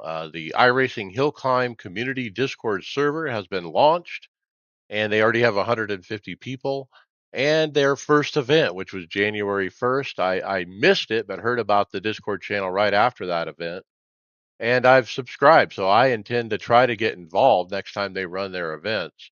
But yeah, so looking forward to try to get on their hosted server. The idea is you get in there with some other people and run it as a team because going up the hill can be a lonely time. All right, we also have the Roar prevent for the 2026 season. That's this weekend, and it's going to have the 5 time slots because it's only 2.4 hours. It will feature LMP3s, GT4s, and touring cars. Um, I know Bobby was asking around to see who was running this, but another item is going to be taking up our time, mech plus. There's another item that's not on the script that I'm going to introduce as well. Anything else about the roar though? I know Now, I'll be. go ahead. I know I'll be running it. I think Joe's going to run it, and then Kyle was doing some practice with us this afternoon out there, along with Doug was out there too. Yeah, I normally run it, but with Mac and then with the majors, as David's probably gonna talk about the snowball derby on Sunday. I just there's no time to fit it in. Yeah, and the majors is having the first wild card weekend. So for most of us that are running the America Series, it'll be the Snowball Derby. We're running the Super Lates at um, Five Flags, Like, short track racing. The other two series are running TCR cars at road courses. So they can have fun with that. I'll be skipping that. Anything else this week?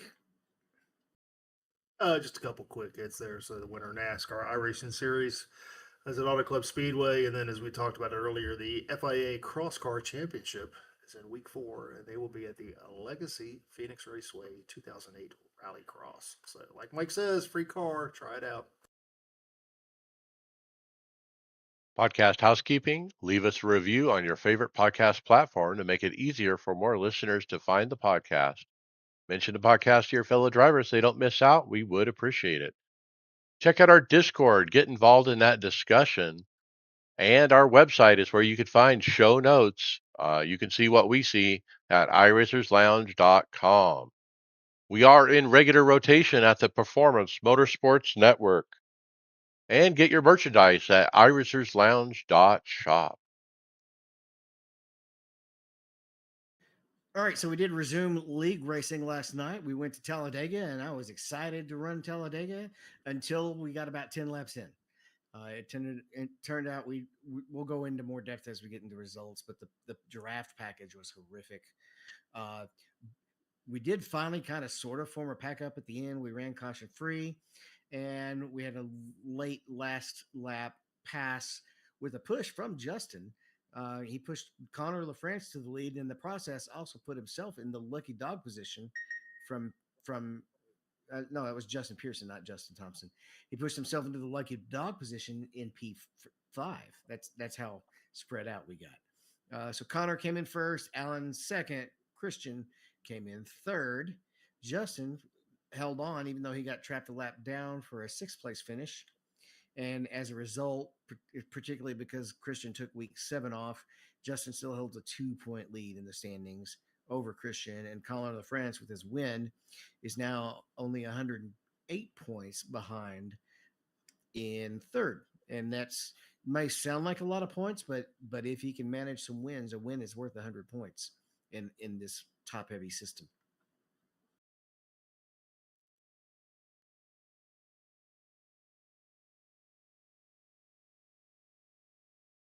All right, ready to talk some hardware. Let's jump around first and hit a couple of the important ones. So everybody start your scrolling. You won't hear the pause as we all scroll. Let's talk about the belt tensioner first, Brad. I got a video here from Dave Cam. So, first ever drive with the belt tensioner. He says, I did not expect this. So, this is the Cubic QS BT1 seatbelt tensioner. He says he described the experience as an intense sensory overload that significantly changes the feel of sim racing. So, some of the key experiences and first impressions He said some adjustments are needed. By the end of his first run, he felt like it's pretty powerful, and it was affecting him. Um, he said subconsciously he was braking less hard to avoid the intense pull. Again, as it's pulling against you. So once he got initial setup, some of the nervousness straight. But he said the physical sensation is good. Once moving, he immediately feels vibrations. He can feel the belts pull so tight during braking that it feels, almost like it will squash him a little bit. But it's good. It's very dynamic in the feedback and the cornering. You can feel the belts pull left or right depending on which way you're going. The gear changes. You get the almost a thump to it, and even in the road texture. So he says he described the experience as kind of a complete overload of information. You combine the road texture, gear shifts, braking forces.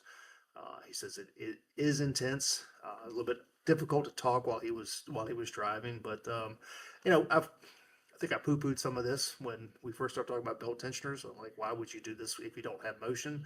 But the more and more feedback we seem to get um, for people that use this, even when they don't have motion, is that it's good. So I was hoping Chris was going to be here tonight because he has it.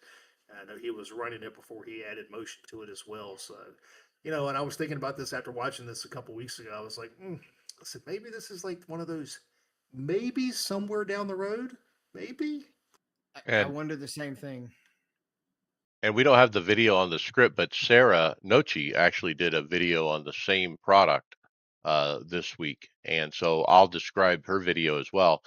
Very much like Dave Cam. Loved it. Never going to drive without it again kind of thing. Uh, big smile on her face, was her first reaction. A little bit of shock and awe, I think, about what she was feeling in the belts. And so another glowing review to spend Brad's money. It's And just one of the. Go ahead, Bobby. It's one of the biggest complaints when you talk to real drivers is they don't get that seat of feel pants. There's no feeling. This is one of those things that does give you that sensation of speed, which will help you entering the corner. When to throttle up, when to throttle down, when to brake, how hard you're braking into a corner, because you'll get that feel repetitively over time. And as I think back to all the stuff we got to test at the expo, I know that the Driven Dynamics rig was the $160,000 rig, but the thing that really stood out for me and that I really liked about it more than anything was the belt tensioner part of the system. I thought it was the Winson that was blowing your beard everywhere. I didn't even notice that. We need a video of that. There is one. I agree. I mean, when I tried the motion rigs with the seatbelt tensioner, it was like the cherry on top, the seatbelt tensioner part. Like this was such a compliment to the motion that was happening. And so, but I'm still hesitant to think about having one of these belt tensioners without motion. I just, even though, Dave Cam and Sarah says it's great, I'm still on the fence. I don't know. Just another piece to the puzzle. All right. And then we also go ahead. Well, just a real quick question. What was the price on this? Did he say? He got it for free, so he didn't say. No. That's a good deal. It's not cheap, though. I think, yeah. I know Joe loves his. I looked it up, and it was a couple of them were around $1,800. Say somewhere between 15 to 1,800.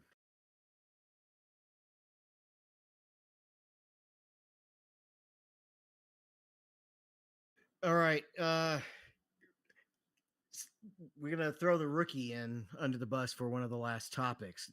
Doug, tell us about Max's wheel. Is pink your favorite color? It has its place for different people, I guess.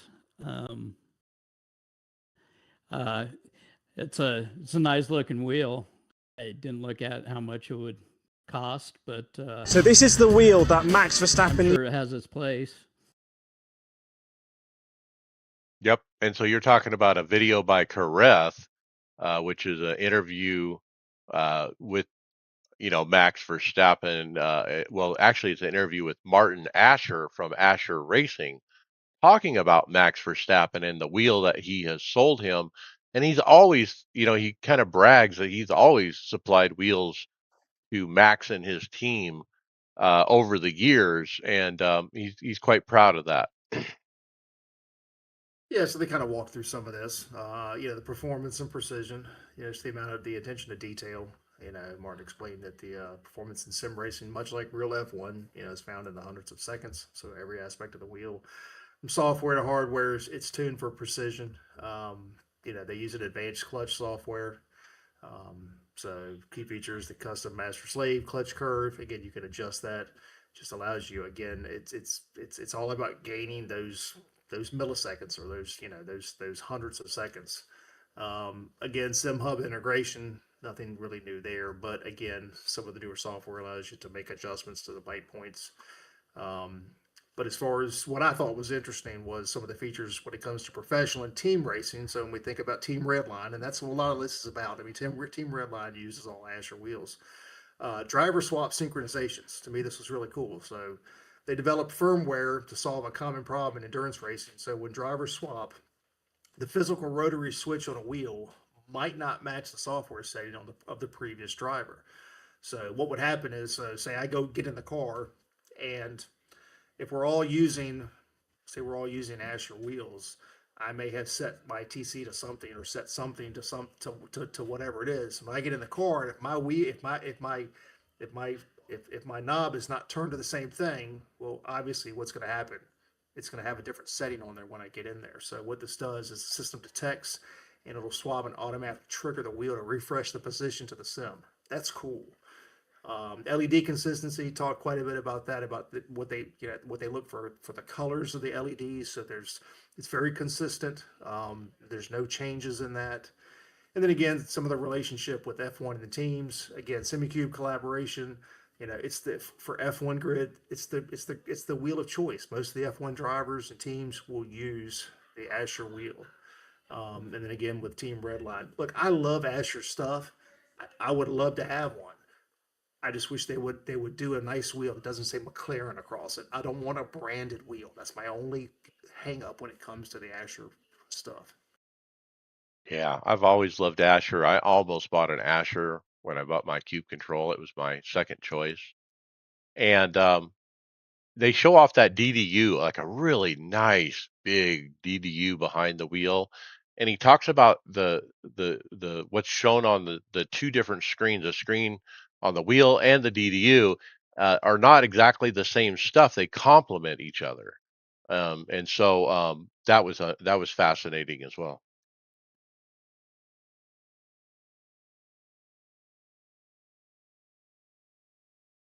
All right, this next one is a little bit of a quick hit. It's kind of clickbaity because it's no grips question mark, but the truth is it's actually uh custom grips option, right? This is almost kind of like the what was it, the Azactec, where you kind of build the wheel.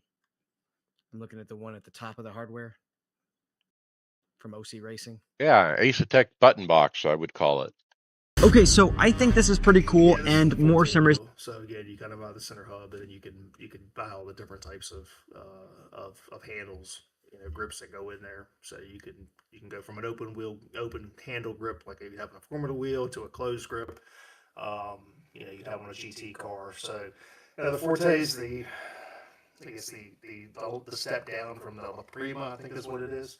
So yeah, OC did a good job with this. I mean, I think of I'm not a fan of Acetex wheels. I just don't like the way they look. This one doesn't look bad if you use the right grips on there. So just a nice kind of quick hit. But yeah, I mean, it allows you to customize, and you can kind of build the wheel the way you want it. If you want it to be an F1, you can be an F1. If you want it to be GT3, you can do that. Or you can buy both sets of grips, and you can within minutes, swap them in and out.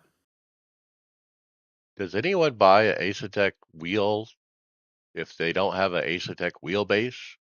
I think the answer is no. I don't think it, even though it might be able to be used on other wheelbases, I don't think this is cross pollinating. I really don't. No, probably not.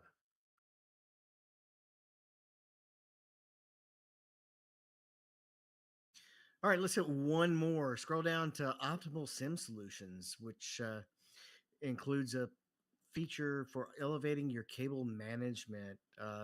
I know this is important to a lot of you guys, isn't it, Mike?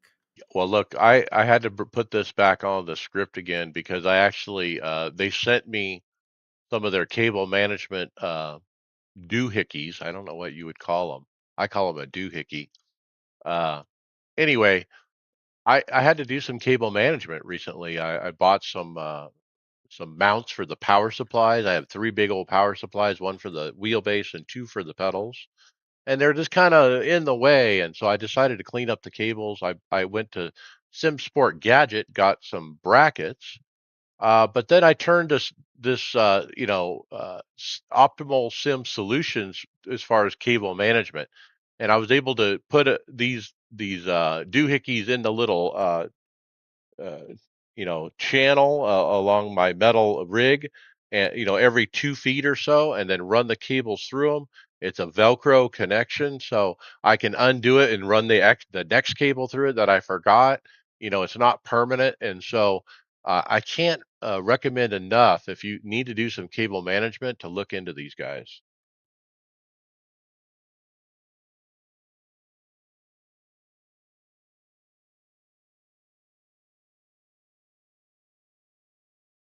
All right, we're going into results. Let's talk.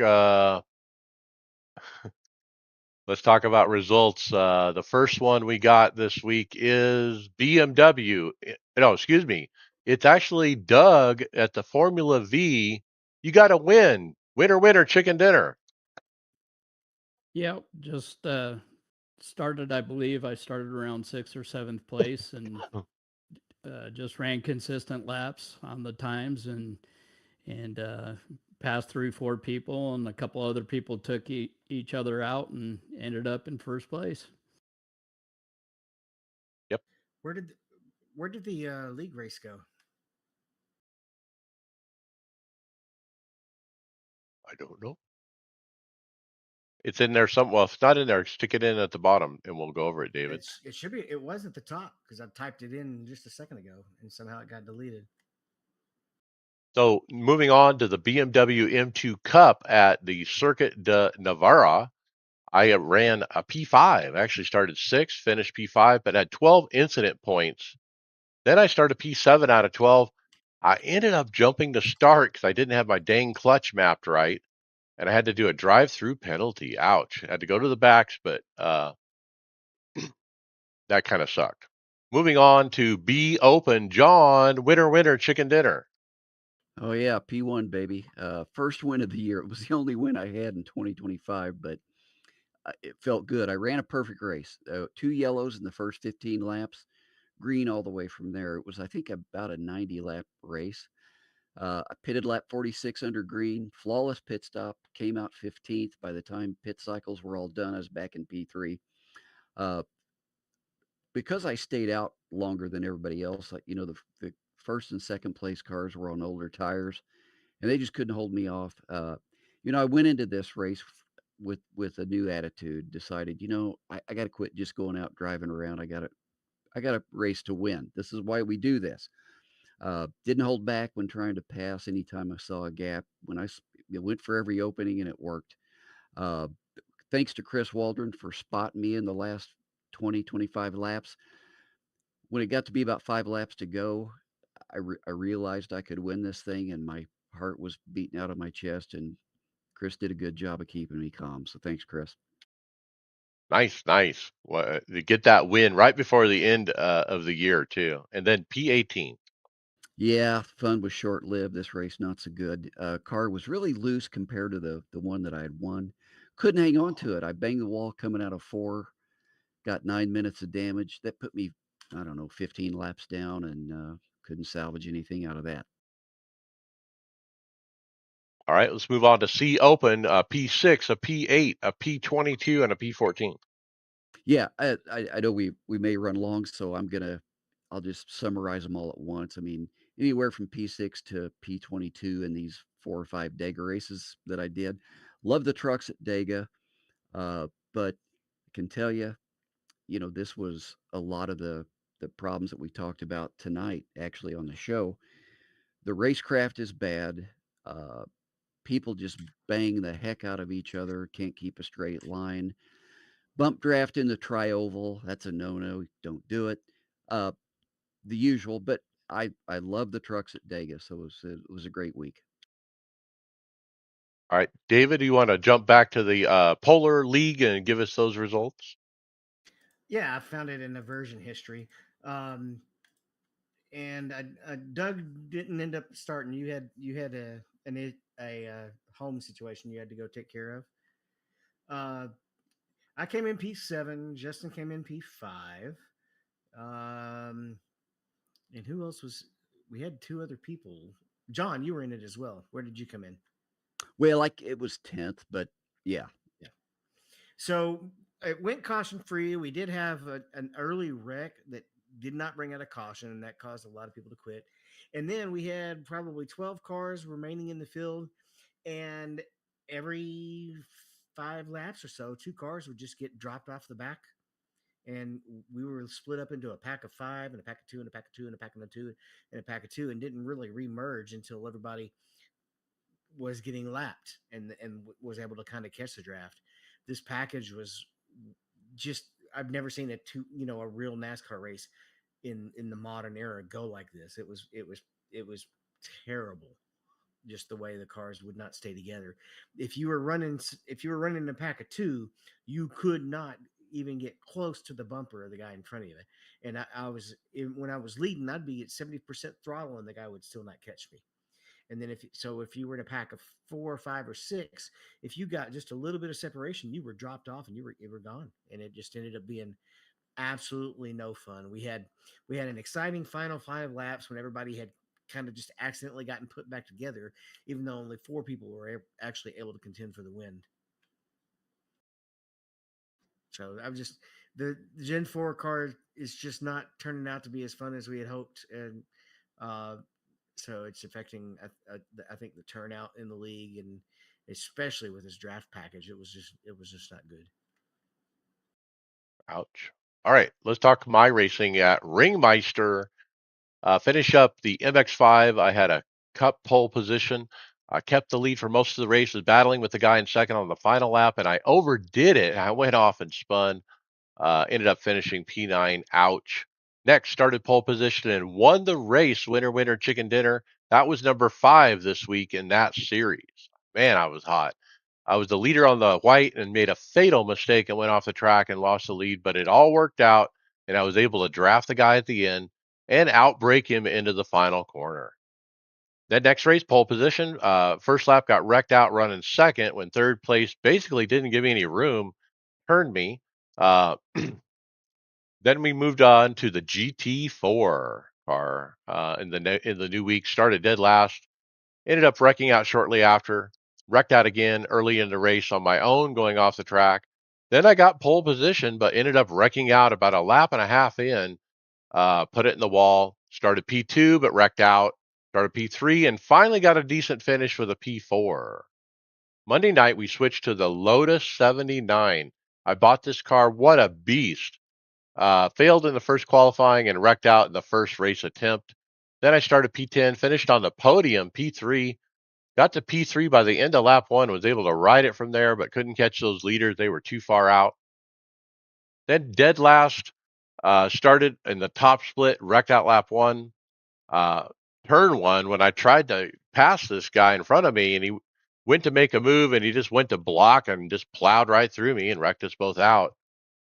Next race, side by side for the lead up the hill. I thought I could make it work through that fast kink, but I touched the dang curb and launched both of us into the wall. Hard, ended up upside down, impaled on the guardrail.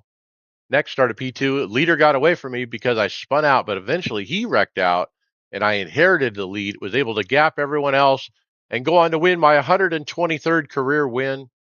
Next up started second, was able to get to the lead and pull a gap of 6 seconds to win 2 in a row. Then next started on the pole, but overdrove one corner, slammed the wall, DNF. Then started 7th, finished P5, definitely faster than other drivers in the race, in this race than me. Then we moved on to the Super Formula Light. And I actually did some practice, guys, believe it or not. I was in testing. and I couldn't figure out how to show the lap time during a test. Like it wouldn't show me Could how you fast repeat I that, was. please? Yeah, I'm not sure I heard you. You broke up. You did what? I did some practice in the Super Formula Light. But look, my question is, I go into testing and I couldn't see my lap time. It was so odd. Like, why won't it show me my lap time? What did you have the split time up? What did you have up?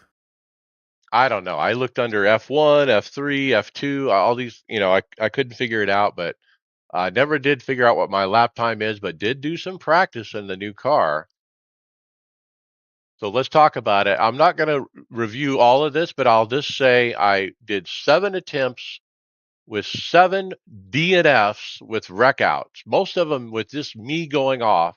Now, of those 7 wrecks, 3 of them I was in the lead when I wrecked. Okay.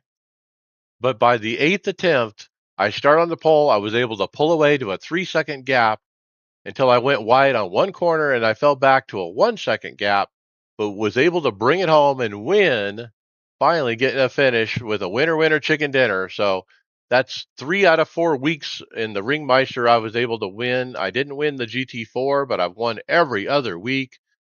Super proud and just happy as punched in this series. That's a mouthful. Let's keep moving. MX5 Cup. I got a P10 at the Motorsport Arena, Oscherschleiben.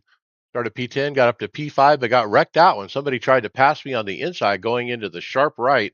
And there was just no way he was going to make that corner. He wiped us both out, fell back to finish P10. IMSA, David Hall. All right. So I don't have a sentence for every race, but I just went ahead and did every race. I was off for most of the break, so I ran a lot of good finishes. And like I said, I either had a good finish or got wrecked in like lap 1 by a lap 1 hero. So Sebring, third, second, third, 29th, 32nd, first. I love Sebring. Sixth, 33, third, 46th, fifth, second, 45th, 35th, 37th, and fifth. Wow, feast or Then, famine on that list. It's either really good, like top 5, or it's really bad. yeah, and the really bad ones are just getting caught up in usually one of the other GTPs wrecking on lap 1 or doing something stupid. Most of the at Sebring, the GT3s, there's just a lot of good passing points, so there's not a whole lot of disagreements with GT3s at Sebring, except for Sunset. I know Brad doesn't like when I pass him at Sunset and slow him down. Then Le Mans, first, 31st, 4th, 5th, 1st, 2 wins in 1 week, 47th, 8th, 4th, 7th, and 28th. There's usually about 15 cars in GTP, so if you're less than 15th, it means you got involved in a wreck. What's funny is Chris has agreed to do a social media post anytime anybody on the team wins. And we kept him pretty damn busy with all my wins and David's and everybody else's. So, Brad, P8. Yeah, Lamar didn't. We had 2 weeks off, but holidays and he just kind of took a break for the sim, so I didn't do a ton of racing. So, but did manage to get a run at Le Mans, just one. So started 8th, finished 8th. Just not one of my best tracks or favorite tracks. Just yeah, it's kind of In a GT3, it's just So I did run a Sebring and got wrecked very early. The race that I was in was literally red flag conditions and rain. So again, something they haven't fixed. Qualifying was like 88% track wetness. So again, iRacing, you haven't fixed it yet. I remembered that about Sebring. It was pretty interesting. A lot of the races though were 33% wet or 17% wet. At 17 we could run dry tires. At 33 we pretty much had to run the wet tires the whole time. Yeah, the qualifying was like 80 some percent, and then the race started in a torrential downpour at like 60 some percent. It was literally just a torrential downpour at night. You couldn't see anything. William Westbrook, he got a P18. Second split qualified towards the back, made some spots on the first lap. On lap 2, coming out of the first chicane, a car 6 ahead loses it, hitting too much curb. Thought I had it missed, but a guy from behind playing Ricky Bobby tried to floor it through and took me out. 6 minutes of optional. Came out with 2 minutes left. Try not to lose spots, but the car was still hurt. Lost it as soon as I braked for Indy, and that was it. Race over. Yeah, it's the damage on the in the road courses is if you've got more than a minute, you're just unstable. It usually means your wing is missing, and you're going to go into a corner, and it's just going to go psycho on you. And screaming and screaming for them to that needs to be a man. It needs to be a notice from the spotter. You have no rear wing. When you have rear, it'll tell you you have rear end damage. It needs to tell you don't have a rear wing. Yeah, one of my Le Mans finishes that there was a stack up in I believe in turns 3 and 4, right in that little area, and I got hit. No, it was actually at the first chicane on the long stretch, and when I got around to the next chicane, it I went to go turn and it just went around because apparently it had no wing left. All right, Draft Master Doug P2. Yeah, hooked up with a guy on the Talladega in the Draft Master, and him and I ran 4 or 5 races together and worked really well. I started 15th and he started 19th, and ended up pushing him to the win. I finished second with 2 thousandths of a second.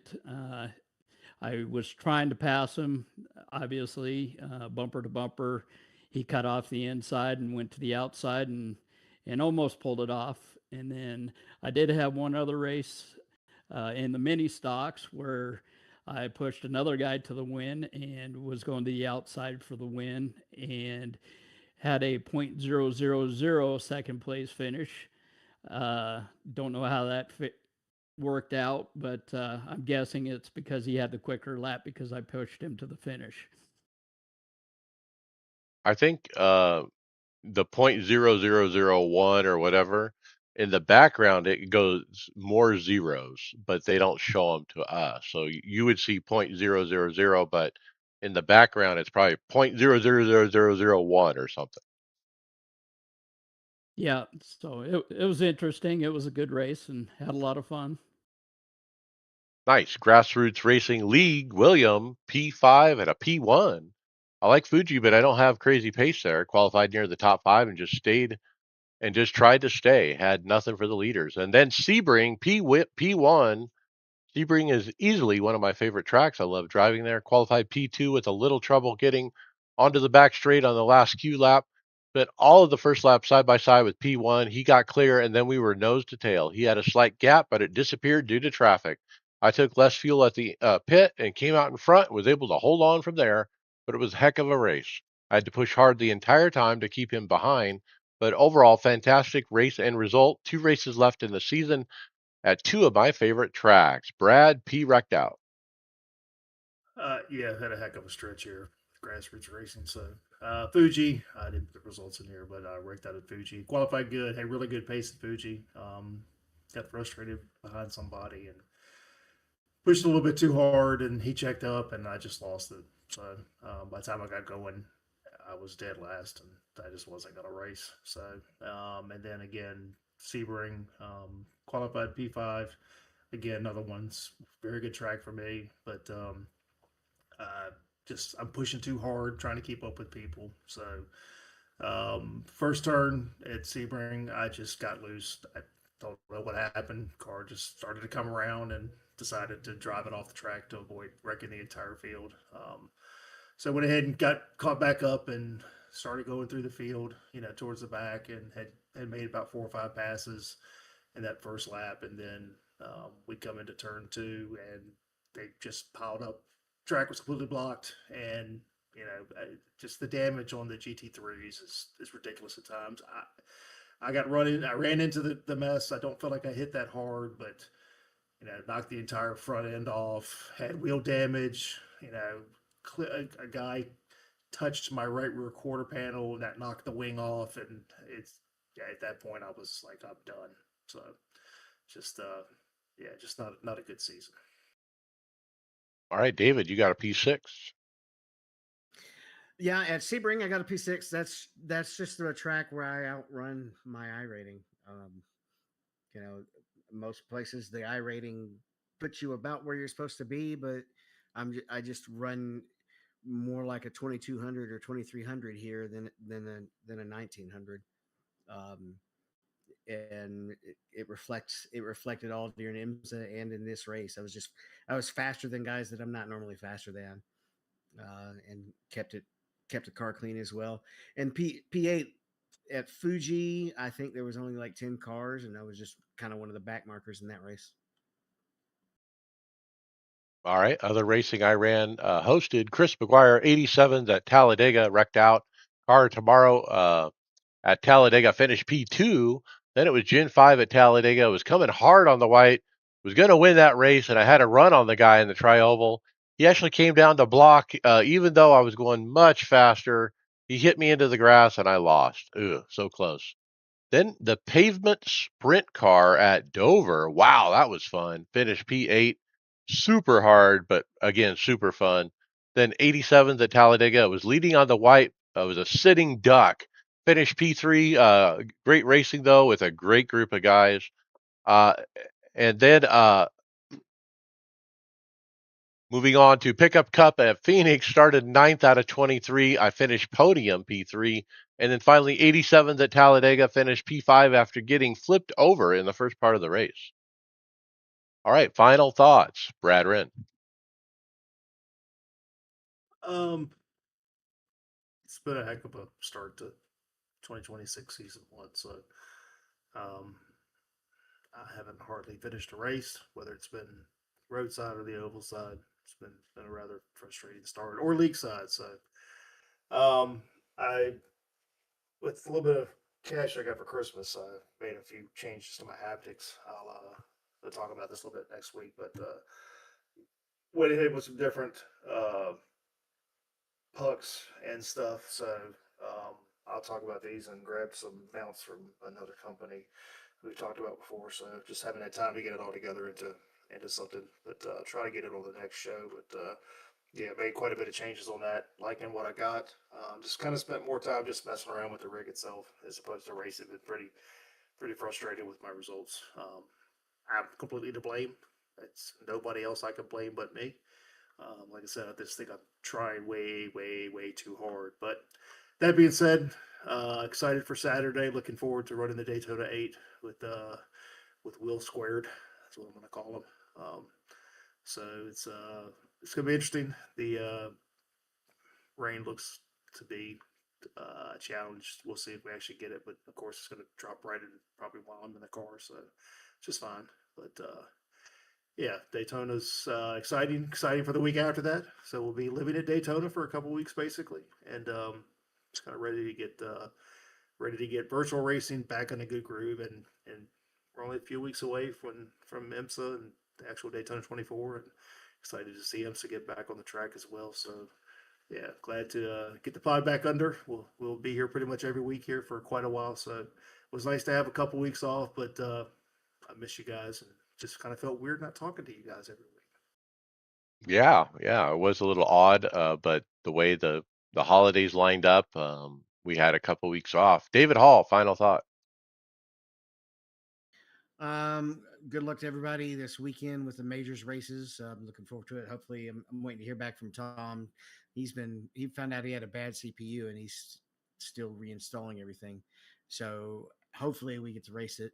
And then I'm gonna rehash the stewardship thing. Something's wrong when you can get suspended with no warning, even on appeal, for for pulling over under caution to use the restroom at Pocono, but not get suspended for 3 times in a row wrecking somebody on purpose. That's um, I really would like to understand the thought process there. If they supposedly are taking care of repeat offenders. All right, John Curley, final thought. Well, I moved my rig into a different room, so better arrangement. Put some additional leg supports on triple monitor stand. So, guys, if you have a freestanding triple monitor stand, you can't get the monitors to line up. Get the additional legs for the sides, the side monitors, and they'll line up. It worked like a charm, so I'm excited about that. And I'm already thinking about Daytona. It's probably a little bit early for that, but going to work on that track, practice that. Probably watch some of you guys do some of those road course races this weekend. Tune in and watch some of that. So good luck with to everybody on the team that's going to be racing this weekend in those long events. When you said Daytona, I thought you were talking about oval, but you're talking about road. But look, our teammate Justin Pearson and Chris Waldron, they are getting reps for the Daytona 500. They are running all those races and Highline League racing in hosted and winning. They're over there taking wins from those guys. And just look, I just feel like more than ever, Justin is prepped for the Daytona 500. He is going to win it. I'm calling it now. Go get it, Justin. Well, yeah. Well, yeah, oval's what I'm talking about. In fact, I've gotten into a couple of those races with those guys, and it's got me stoked for the Daytona 500. Yep. Bobby Jonas, final thought. Just buried deep in paint stuff right now. Getting ready for iRacing's NASCAR seasons. Doing a lot of team paints coming up. Been doing some real world paints coming up. Hopefully, I'll be able to talk about those in the next few weeks. Just ready to get the racing going, so that slows down a little bit. Get back on track and actually do some racing. Yeah, you gave me a preview of the paint you're working on for me for my Gen 7 500 ride, and boy, it looks good. I can't wait to run it. All right, Doug, Didi, thanks for Yeah. coming. Yeah, thanks for coming on the show the first time. And what are your final thoughts? Yeah, good luck to everybody that's racing this weekend. Be watching you guys and trying to learn some stuff.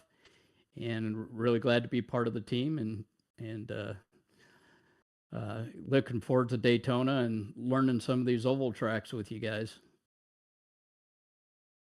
All right. My final thoughts, enjoying my second Moza M Booster active pedal. No regrets. Look, is it perfect? No, it's not perfect. I mean, you get out of the car and the pedals still throb, even though you're out of the car. So obviously Moza needs to fix stuff like that. But when you're in the car and you're driving it, it works like it should. There could be some more power on the throttle effects. I have to max them out to feel them, but it's basically there, and I'm happy with it. So no regrets with that. And look, I really found a home at the Ringmeister. I feel competitive in that series. Look, if you go on iRacing at the time of night I go on after work, it is the most populated series on the service. And so that really attracts me where there's multiple splits and I don't have to race people in higher splits with higher I ratings. I actually have a chance when I'm racing against people of similar I rating. And I think that's what really draws me to it. So this series, I think it's been 4 weeks so far. I've gotten 8 wins or something, 7 or 8 wins. So super stoked. I'm just going to keep stacking them. And with that, we'll see you on the track later.